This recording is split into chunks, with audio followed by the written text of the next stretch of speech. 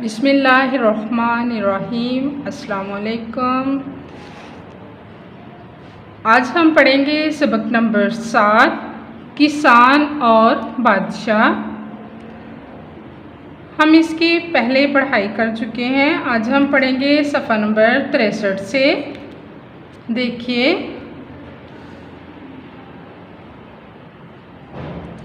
दूसरा गुलाम बोला, ए बादशाह, इसको कैद खाने में डाल दिया जाए, कैद खाना जेल,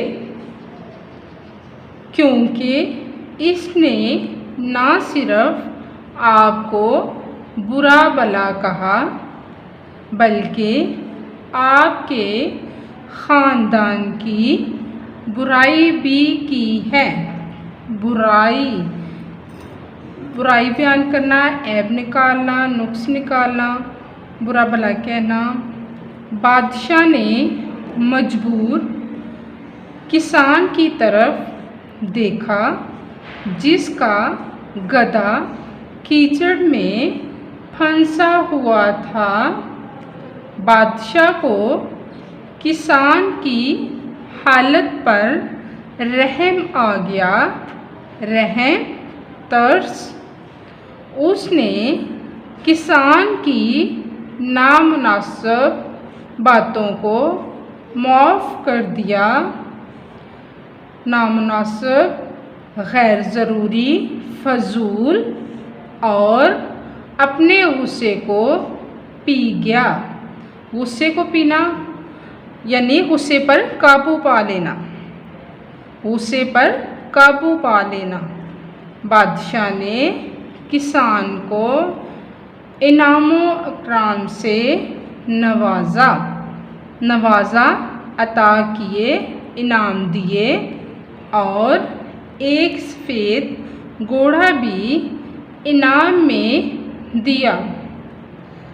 सच है कि बुराई का बदला बुराई से देना आसान है, सहल है, लेकिन इंसान को चाहिए कि बुराई का जवाब भलाई से दे, भलाई नेकी से दे, एहसान करे। अब हम अल्फाज मायने पढ़ते हैं। रहम, तरस, कैद खाना, जेल, आसान, सहल। प्यारे बच्चों, हम सवाल पढ़ेंगे। सवाल नंबर 4 है सफ़ा नंबर 66 से। इस हक़ाइक़ से हमें क्या सबक मिलता है? इस हक़ाइक़ से हमें ये सबक मिलता है कि बुराई का बदला अच्छाई से देना चाहिए। इसके बाद हम पढ़ेंगे सवाल नंबर 3 सफ़ा नंबर 65 से।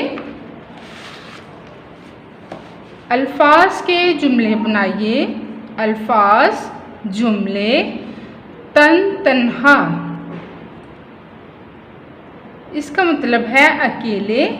इंसान तन तन्हा ज़िंदगी नहीं गुजार सकता।